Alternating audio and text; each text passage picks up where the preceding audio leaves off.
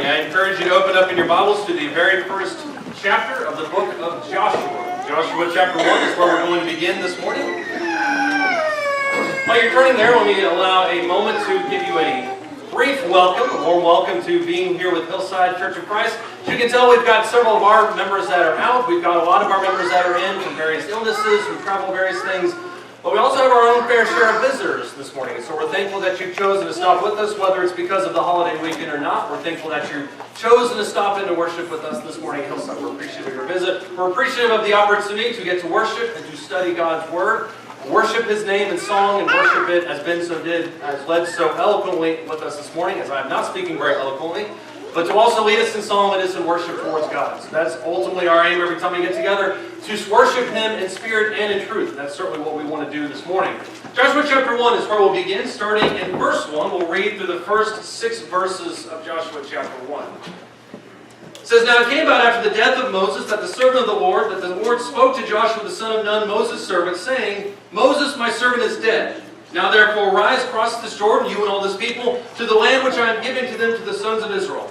Every place on which the sole of your foot treads, I have given it to you, just as I spoke to Moses. From the wilderness and this Lebanon, even as far as the great river, the river Euphrates, all the land of the Hittites, and as far as the great sea towards the setting of the sun, all of that will be your territory. No man will be able to stand before you all the days of your life. Just as I have been with Moses, I will also be with you. I will not fail you nor forsake you." Only, verse 6, one of 3 times he mentions this in chapter 1. "Be strong and of good courage, for you shall give this people possession of the land which I swore to their fathers to give them." After elevators were invented, we might not know this, it was seen as kind of a risky endeavor. Beginning in the 19th century, when elevators kind of started to creep into the market, they're most likely seen as being a very risky endeavor. That's because elevators were very simple contraptions. Literally a giant steel box that was held up by a simple rope. And if anything happened to the rope, you would plummet anywhere from 1 story to 100 stories, all the way to your death.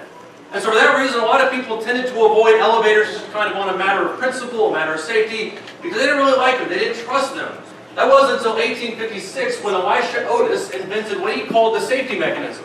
And Elisha Otis, what this mechanism does is every time that rope snaps, for whatever reason, these jaws kind of snap outside of the cart and they grab hold of the wall, and it's still a mechanism in this place, or in place today.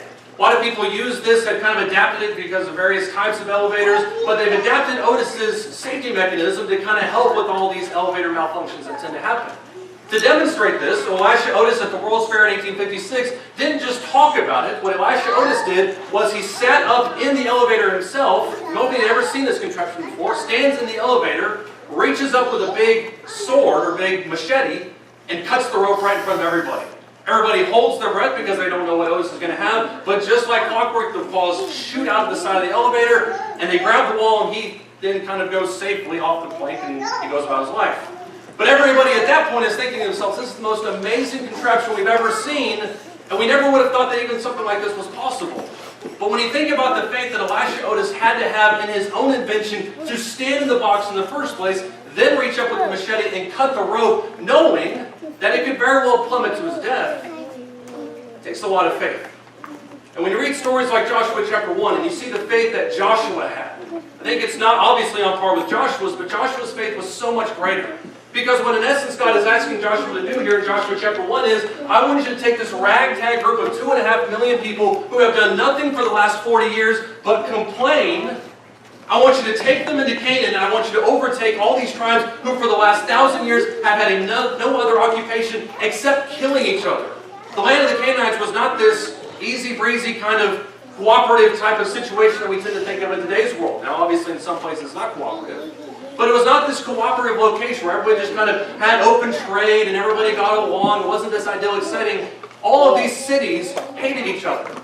And so what God is asking Joshua to do here in Joshua chapter 1 is, I want you to take these 2.5 million people, I want you to somehow unite them, I want you to lead them into Canaan, and I want you to overtake the entire area, which was a huge geographical land area in that day and in today's world.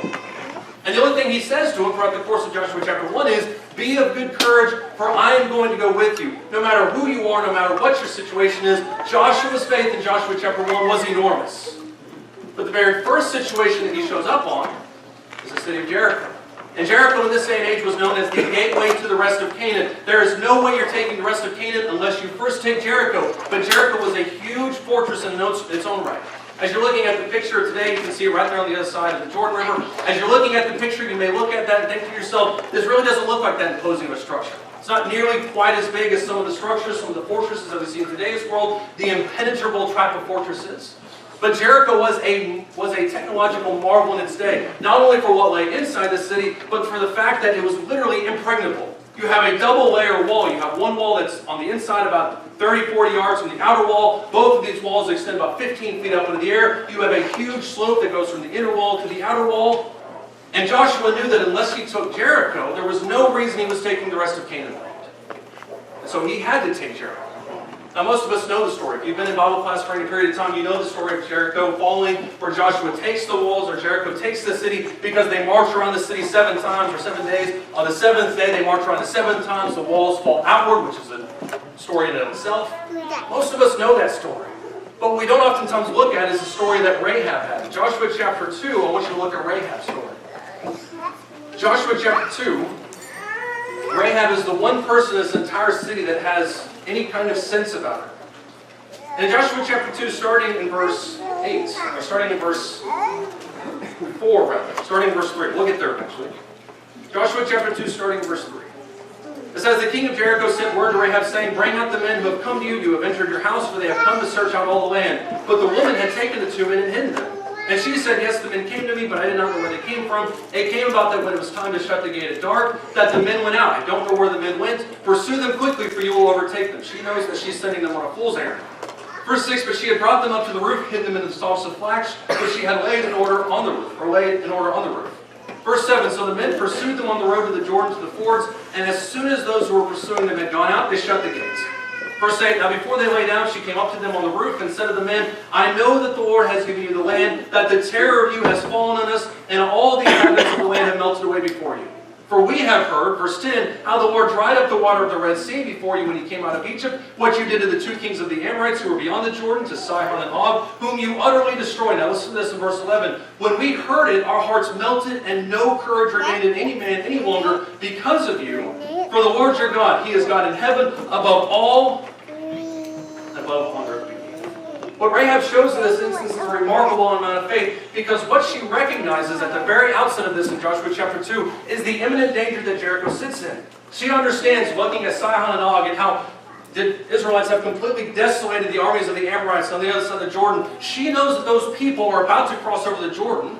They sent spies across the Jordan, that's why they're out there right now. But she knows that those people are about to cross the Jordan and come into Jericho territory. And the one thing that kind of gives every single person away is found there in verse 11, when she says, when we heard about it, when we heard about the Amorites, when we heard about Sihon, when we heard about Og, our hearts melted within us. Talking not just about the fact that she realized she was in imminent danger, but that everybody in Jericho knew what was going on. It's almost the exact same situation in John the 3rd chapter, when Nicodemus comes to Jesus by night and says, speaking for all the Pharisees, we know that you are sent from God, because no man can do these works unless you do them. Everybody realizes the power that God has. Everybody realizes where Jesus is. Everybody realizes, in this section in Joshua chapter 2, everybody realizes the danger that the Israelites pose. So she knew the imminent danger that these people were in. But she's the only one that took the risk to actually do something about it in the first place. When you look in Joshua chapter 2, starting verse 12, it says, now therefore, this is Rahab talking again, now therefore, please swear to me by the Lord, since I have dealt kindly with you, that you will also deal kindly with my father's household, and give me a pledge of truth. Spare my father and my mother and my brother and my sisters, with all who belong to them, and deliver our lives from death. Verse 14, so the men said to her, long life for yours, if you do not tell this business of ours, and it shall come about that when the Lord gives us the land, that we will deal kindly and faithfully with you. The most amazing thing about Rahab is not that every single person in Jericho knew what was about to happen to the town. The most amazing thing about the story of Rahab is she was the only person that did something about it. But what we sometimes forget in this whole story of Rahab is the monumental risk that she took in even aligning herself with the Israelites in the first place. If for whatever reason Rahab was found out, as people came to her house, as you can read there in the early part of Joshua chapter 2, if she was ever found out to have been helping the Israelites, there most likely wouldn't have been a trial. There most likely would have been this long court proceeding where you didn't get to pledge your innocence and try to deny that you did anything. She most likely would have been executed on the spot without any hesitation. And so Rahab took an enormous risk in aligning herself with the Israelites, but the risk she had in aligning herself with the Israelites was greater than the risk that she saw from outside the enemy walls. She knew that those Israelites were going to come. She knew that they were going to destroy the town. And she knew that her lot lay better with the Israelites than they lay with her in Jericho. What you see here immediately after that is the trust that she placed with these people. In Genesis chapter 2, look at verse 17, sorry. The men said to her, we shall be free from this oath to which you have made us swear, unless, verse 18, when we come to the land, you tie this cord of scarlet thread in the window which you let us down, and gather to yourself into the house your father, your mother, your brothers, and all your father's household. Verse 19, it shall come about that anyone who goes out of the doors of your house into the street, his blood shall be on his own head. And we shall be free, but anyone who is with you in the house, his blood shall be on his hand, or his head, our head if a hand is laid on him. Verse 20. But if you tell this business of ours, then we shall be free from the oath which you made us swear. Verse 21, she said, according to your word, so be it. So she sent them out, and they departed, and she tied the scarlet cord in the window. The signal that these people had given to her, that this is going to be the house that you keep safe. Everything else is destroyed, but this is the one place you want to keep safe, was that scarlet cord that goes outside the window. That was the only thing. That's why it's up there in the PowerPoint. It makes a nice background. But that's the only thing that you're going to have to delineate yourself from every other person. But what we forget sometimes when we read the story is the time period in between when these spies arrived and when the Israelites arrived. People have speculated it's anywhere between a couple weeks to a couple months from the time point of Rahab showing up with the spies to the Israelite army eventually overtaking Jericho. And what you read there in verse 21 is as soon as these people, these spies, had departed, that's when she takes the scarlet cord, throws it outside of her window in anticipation of the Israelites showing up. And if that cord was there for 2 weeks, 2 months, whatever the situation may be, she showed a remarkable amount of trust in the fact that they were going to actually keep their word. Because what would have happened had she put out the cord, put all her trust in them, and they not follow through on their word? She was all in on the Israelites. Everything about her was all in on what the Israelites were going to do to help her, to preserve her from this danger. And if they didn't keep their word, then everything was going to be going. We know the rest of the story. If you look there in Joshua chapter 6, a couple chapters over, you can see the rest of the story showing up. Joshua chapter 6, starting in verse 22. In Joshua chapter 6, starting in verse 22, it says, Joshua said to the two men, this is after they've come to Jericho, they've marched around it. Joshua chapter 6, starting in verse 22, it says, Joshua said to the two men who had spied out the land, go into the harlot's house, bring the woman and all she has out of there, as you have sworn to her. See, the young men who were spies went in and brought out Rahab, her father, her mother, her brothers, all that they had, and they also brought out all her relatives and placed them outside the camp of Israel. That's going to be very important here in a second. Verse 24, they burned the city with fire, all that was in it, only the silver and gold, the articles of bronze and iron, they put into the treasury of the house of the Lord. However, verse 25, Rahab the harlot, her father's household, and all that she had, Joshua spared. And she has lived in the midst of Israel to this day, for she hid the messengers whom Joshua sent to spy out Jericho. We see the eventual fulfillment of this wish. The fact that she had put her trust completely within the Israelites took that trust and they delivered on their word. And this could very well be where we end the sermon. This would be a very Nathan-esque sermon. If we just stop the sermon right now, we can all go to lunch. Everybody would be happy. The story's great. That's not what we're here to talk about, though. Because when you look at Joshua chapter 6, when you look at Joshua 2 all the way to chapter 6, the story here is not just Rahab. The story here is not just what Rahab does to preserve herself. The story here is what Rahab does to preserve her family. Because not just in Joshua chapter 2, but you also see it mentioned here in Joshua chapter 6, that they didn't just bring out Rahab, they brought out her sister, her brothers, her mother, her father, everybody that was in her family. And it mentions there in verse 22, every single member of her family is safe. Keep this in mind, because of the actions of Rahab. Now all of them, according to Joshua chapter 2, could have left the house if they had wanted to. Gone around, they would have been killed given the stipulations found there in Joshua chapter 2. But there's no doubt that Rahab's actions in this situation preserved a safety net for her family, not just for herself. And in those types of crisis situations, the first thing we tend to think of is, what can I do to save me? How can I preserve my own skin? How can I preserve my own soul? But that wasn't Rahab's intent. And we look at the story of Rahab and the story of Joshua, and we think, what a magnificent example of faith Rahab was. And she was. But it wasn't just because she was safe, but because her actions directly led to the salvation of her family as well. I want to take a second here and speak to heads of households. This is where the whole meat of the sermon kind of consists. If you get nothing else out of what we're talking about, please don't fall asleep. Turkey coma has not nearly begun to settle in yet. But if you get nothing else out of this lesson, listen to this part. Heads of household, however you determine that, whether you're the father in a two-parent household, whether you're a single mother managing 6 kids, whether you're a grandfather that's in possession or custody of all your grandkids, whether you're a single person living by yourself, whatever the situation is, listen to this. It is your responsibility, not yours alone, but your responsibility to guide your family in the way that they should go. And I knew that 6 years ago. I knew that before I was able to get Melina's hand in marriage. I had to sit through a 3-hour grilling session with her father to discuss what marriage meant, a very spiritual way. And I answered all the questions appropriately, as you can tell we're married. But that was one of the things that he asked me, was what does marriage mean to you? Well, we went through all these different things. Number one, it means I get an inheritance. It means I get to preserve the family line. It means all these different things. But number one thing it means, I'm responsible not only for her well-being spiritually, but for also directing his future grandchildren. And as parents, as fathers, as husbands, you take that responsibility upon yourself, whatever the situation is. We tend to think that for whatever reason, our job as heads of household is purely to put food on the table. That the only thing that really matters in life is whether or not our kids have enough food, whether or not they have enough clothes, whether they have the resources to pursue their own dreams, and all of those things are important. But we miss the spiritual nourishment that our families so desperately need. We overlook that at the expense of every other thing in the world. There's a whole lot of people this morning that are in churches all across the world for the first time in 2018.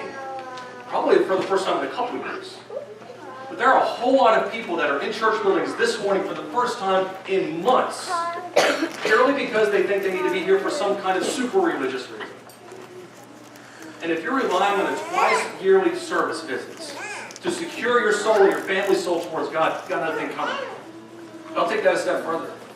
If you're relying on the twice weekly service visits, Sunday morning, Wednesday night, we're faithful. Every single time the doors are open, we are there. If you're relying on the twice weekly service visits to secure your soul, you got another thing coming. Because service and worship to God, service to God, is not something you just do once or twice a week. Certainly not something you do once or twice a year. It is something that involves every single aspect of your being, from the time that you wake up to the time that you go to sleep. Sunday, Monday, Tuesday, you get the idea. Every single day. And as heads of households, that falls to you.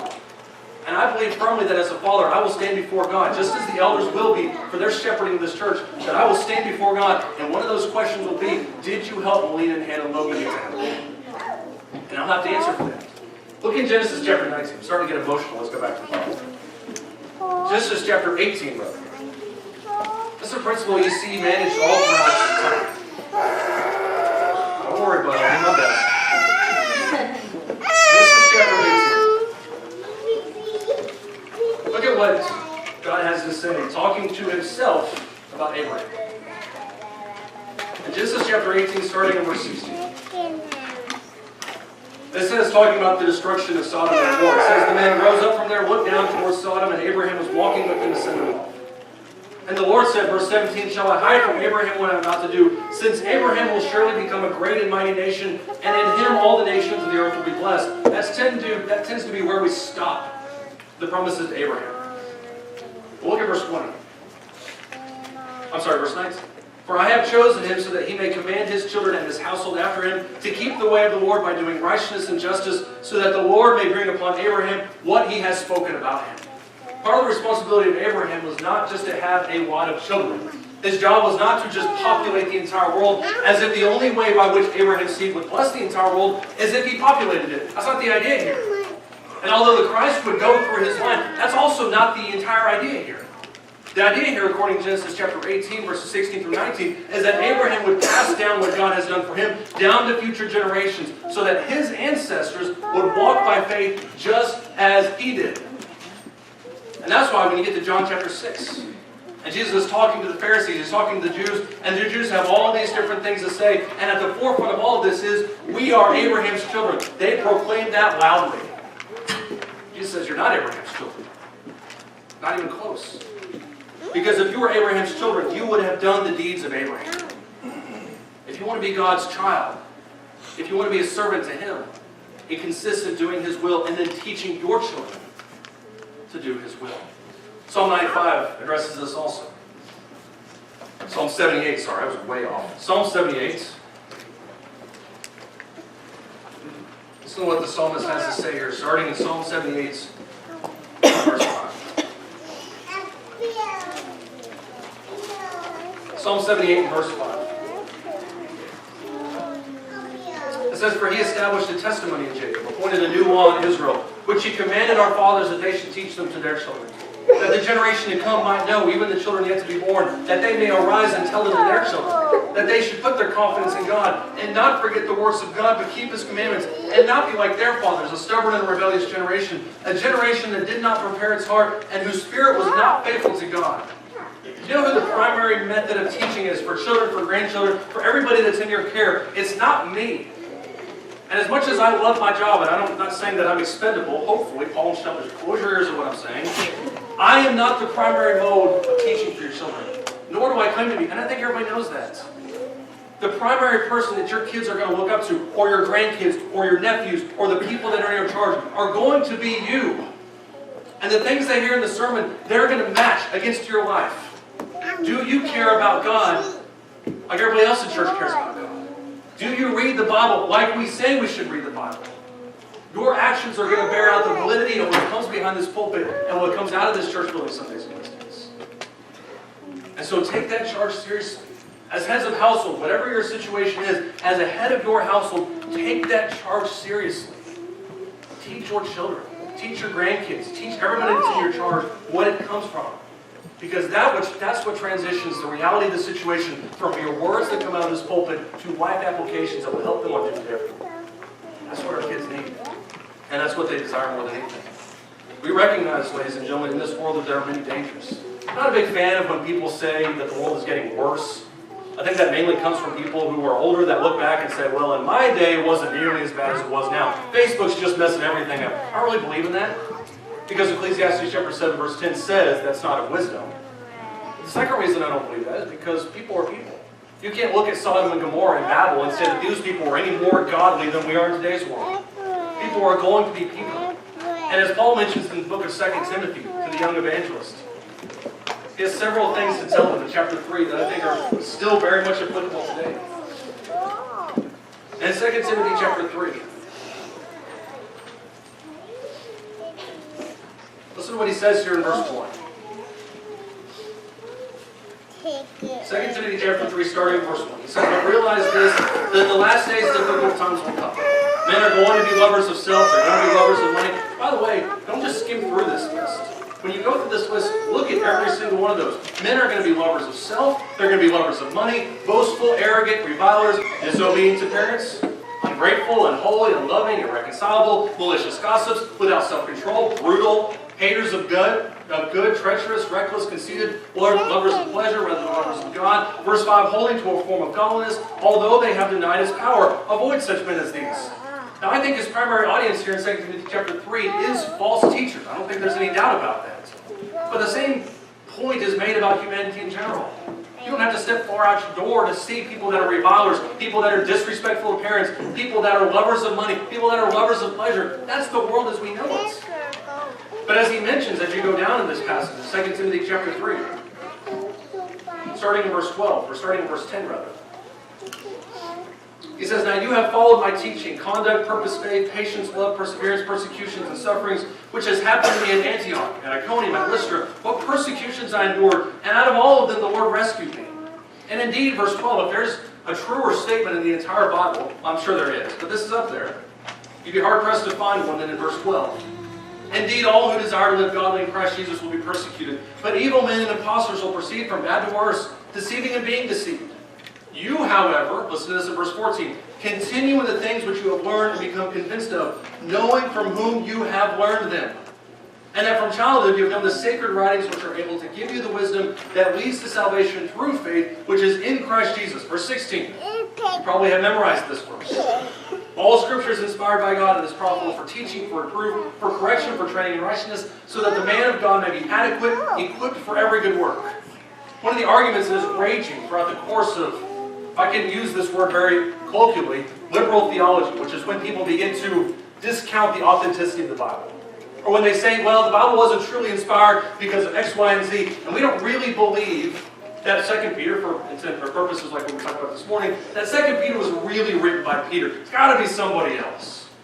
Or, better yet, or worse yet, the Bible really didn't mean what it says it means. That there's all these exceptions, you need to take it with culture and all these different things. The main problem with all that is it creates something that was meant to be immovable, as Peter himself would describe the Bible, and it makes it movable. And what the world is trying to do is they begin to take biblical concepts and they begin to adapt them to culture by saying, well, it didn't really mean that, so we'll move the Bible towards culture rather than culture moving towards the Bible. And what Paul addresses here in 2 Timothy chapter 3 is there are going to be people in this world, you know them, I know them, we all know them, that are evil people. They're just bad. They're lovers of pleasure, lovers of good, haters of good. Lovers of good are good people. Haters of good, lovers of self, lovers of everything else that's unholy. But the antidote, according to the context of 2 Timothy chapter 3, is the immovability of Scripture. Those are the dangers that present themselves on a daily basis to your kids, to my kids, to our grandkids, to every other person in this world. And the antidote to that is Scripture. And that's why Peter remarks in 2 Peter chapter 1 verse 1 that God's Word has given us everything according to life and godliness. The Word is not less applicable now than it was 2,000 years ago. And we need to stop treating it like it was. If you want to help your kids, if I want to help my kids, we need to recognize the danger and then recognize the antidote towards that. We also need to realize that there's going to be a lot of risks in this world. There are going to be a lot of people that will not like what we have to say. In 1 Peter chapter 4, this is what we talked about a little bit this morning when we discussed the separateness that we have with the world around us. But in 1 Peter chapter 4, starting in verse 1, Peter writes, "Therefore, since Christ has suffered in the flesh, arm yourselves also with the same purpose." Notice that similarity with us and Jesus. "Because he who has suffered in the flesh has ceased from sin, so as to live the rest of the time in the flesh no longer for the lusts of men, but for the will of God." That's the life that we lead as Christians. Verse 3, "For the time already past is sufficient for you to have carried out the desire of the Gentiles, having pursued courts of sensuality, lust, drunkenness, carousing, drinking parties, abominable idolatries." Now listen to this in verse 4. "In all of this," every last bit of this, "they are surprised." If you underline or highlight that word surprised, because that has the tone of this verse. "They are surprised that you do not run with them in the same excesses of dissipation, and they malign you. But they," verse 5, going back to themselves, "will give account to him who is ready to judge the living and the dead." When this word is talked about in this verse, verse 4, surprise, it doesn't mean like a pleasant surprise, like a surprise birthday party. We have for Jenna, happy birthday next week. It's not a surprise like, "Oh, I'm surprised," and they go on about their life. It's not a surprise when they look at you, and they look at you through strange eyes, that they can't imagine that you are not operating the same way that you do. That they don't operate, that you don't do the same things that they do. That you don't love the same things that they love. And that's weird to those people. Because everybody has their own course. Culture and society have a very commonly accepted standard. This is the way we should go. This is the things that we all agree on. At least as a whole. Now obviously there are exceptions to that. And if you don't conform to that, that's just weird to me. And at the best case scenario, we'll have to explain to our kids and explain to our kids' friends why we don't go to that baseball tournament on Wednesday night. And why we make Bible reading a priority every single day. And why we say prayers before we eat. Why we say prayers before we go to bed. And on the worst side of that, we'll have to sever relationships. There will be people in your life, there will be people in my life who are toxic to my soul. And at some point you have to cut those people out. Because you have nothing in common with them. You don't have the same interests, you don't have the same passions, you don't have the same lifestyle. Your culture, your own world is different than theirs. Because it's rooted in biblical principles. And it's rooted in biblical truths. And there's going to be risks for that. As he mentions in 1 Peter chapter 4, they are going to malign you for that. That's on you to push past that. That's on me to push past that. There's a certain amount of trust that goes into understanding these types of things as well. One of the hardest things for me, at least to think about with Rahab, is what in her mind thought to herself that this enemy nation would have ever thought to care for somebody like her. Sure, you can put the scarlet cord out your window all you want, but that doesn't really mean that anything's going to happen to us. Because as invading conquerors, obviously, we're just going to annihilate everybody. But the trust that Rahab had, that the Israelites would keep to their word, shows an enormous amount of faith. In 1 Corinthians chapter 1, as Paul talks about the foolishness of this world, of the foolishness of God in comparison to the wisdom of the world, and I use that very much quote, very much tongue-in-cheek. as he would say it very sarcastically here, we look at the message of the cross and we think this is silly. The ultimate question when it comes down to salvation, at least in my mind, is it can really be that easy? Being a Christian is one of those things that's very easy to understand. It's very hard sometimes to put into practice. And to cut these things out of your life, or to make sacrifices, or to live your life in such a way that sometimes it jeopardizes your relationship, sometimes it jeopardizes your career, or jeopardizes whatever the situation is. The question in your mind is it worth it? And that's what Peter asked Jesus. Behold, we've left everything to follow you. What then is there for us? And Jesus is very honest about what it is. But in 1 Corinthians chapter 1, starting in verse 18, the word of this cross is foolishness to those who are perishing, but to us who are being saved, it is the power of God. For it is written, verse 19, I will destroy the wisdom of the wise, and the cleverness of the clever I will set aside. Where then is the wise man? Verse 20. Where is the scribe? Where is the debater of this age? Has not God made foolish the wisdom of this world? For since in the wisdom of God, the world through its wisdom had not come to know God, God was well pleased with the foolishness of the message preached to save those who believe. Verse 22, for indeed Jews ask for signs, Greeks search for wisdom, but we preach Christ crucified, to Jews a stumbling block, to Gentiles foolishness. But to those who are the called, both Jews and Greeks, Christ the power of God and the wisdom of God, because the foolishness of God is wiser than men, and the weakness of God is stronger than men. He makes the point here in 1 Corinthians chapter 1, especially there verses 21 through 22, that the Jews seek after sign, that the Greeks seek after wisdom. The irony of both of those stands is nothing is ever going to be enough for those people.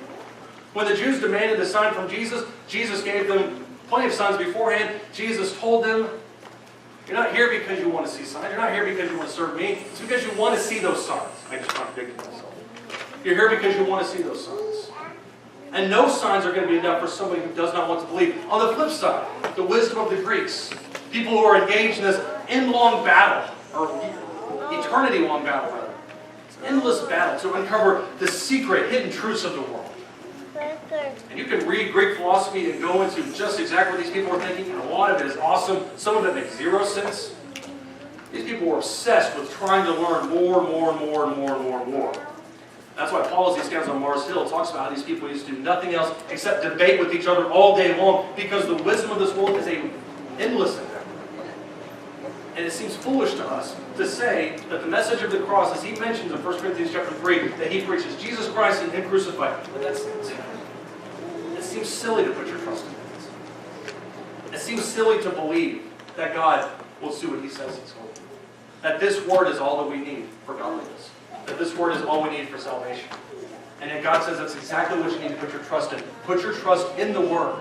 The true mark of wisdom, at least in my mind, my little pea-sized mind, the true mark of wisdom is not in making simple things complex, but in making complex things simple. And when you look at the scripture and you see the way that Jesus boils down great theological truths to talk about a parable of the sower, and talks about the grace of God, which he could have gone into great lengths, being God himself, but instead he chooses to talk about a prodigal son who leaves and his father accepts him back. That says more about grace than he could in 1,000 books. Jesus takes these great theological truths and makes them simple. That's what true wisdom does. And that's what we have in the Bible. And although the world looks at this and says, I can't believe you're putting your trust in a book that was written 2,000 years ago by 40 different authors. Now I'm using the, obviously God inspired it, but you know what I mean. Compiled by 40 different men on ink and paper. I can't believe you would do something like that. And yet I choose to put my trust in that. This right here is the reason I'm willing to take the risks, because I accept the danger, because ultimately I see the reward. Ultimately the reason that Rahab was saved, as you look at James chapter 2, is because of the faith that she had. And when it really boils down to it, when all of this conversation goes away, with everything about this discussion and intents and purposes and emotions and hopes and dreams and plans, when all that goes to the wayside, the only thing that stands the test of time at the end of the day is, what have you done? We can have a Bible reading plan for our kids, but it doesn't do any good if it stays on the refrigerator. We can talk about our New Year's resolution is to be there every Sunday morning and every Wednesday night, meet the saints that we can meet with, to have fellowship with, that we can grow together. But that doesn't do any good if we make sacrifices for every excuse under the sun. We can talk about how we're going to resist temptation by prayer. Every time I see something that comes up to me, I need to pray. Even if it's an 8-second prayer, pray my mind. That doesn't do us any good if we look at other people first instead of God. In James chapter 2, starting verse 24, after James has ended his long discourse on Abraham, He then almost adds in it as an add-on, almost as an afterthought here about Rahab. And it seems weird to put Rahab in the same category as Abraham, but yet that's exactly what James does. Because in James 2 verse 24 he says, you see that a man is justified by works and not by faith alone. For in the same way was not Rahab the harlot also justified by works when she received the messengers and sent them out by another way? For just, verse 26 says, the body without spirit is dead, so also faith without works is dead. Never forget the fact that when those spies showed up at Rahab's house, Rahab looked at both of them, or all of them, I can't remember how many there were right now. She looked at all of them and she said, our hearts have melted. Ask anybody in Jericho. Everybody knows what's happening. Everybody sees the danger. Everybody understands what's at stake. And yet the only person that did anything about this was Rahab. The only person that was faithful in the entire world was Noah. Yet because of both of their actions, their families reaped the benefits of that. As you're the head of your own household, as you're planning your future and thinking about what you want to do in 2018, 2019, what the goals are for your family, it is beyond just physical sustenance, physical resources, and taking care of the temporary. It needs to be with an eye towards their eternity and towards their soul. And don't just leave it in the eye. It's a very weird metaphor. Don't just leave it to the eye.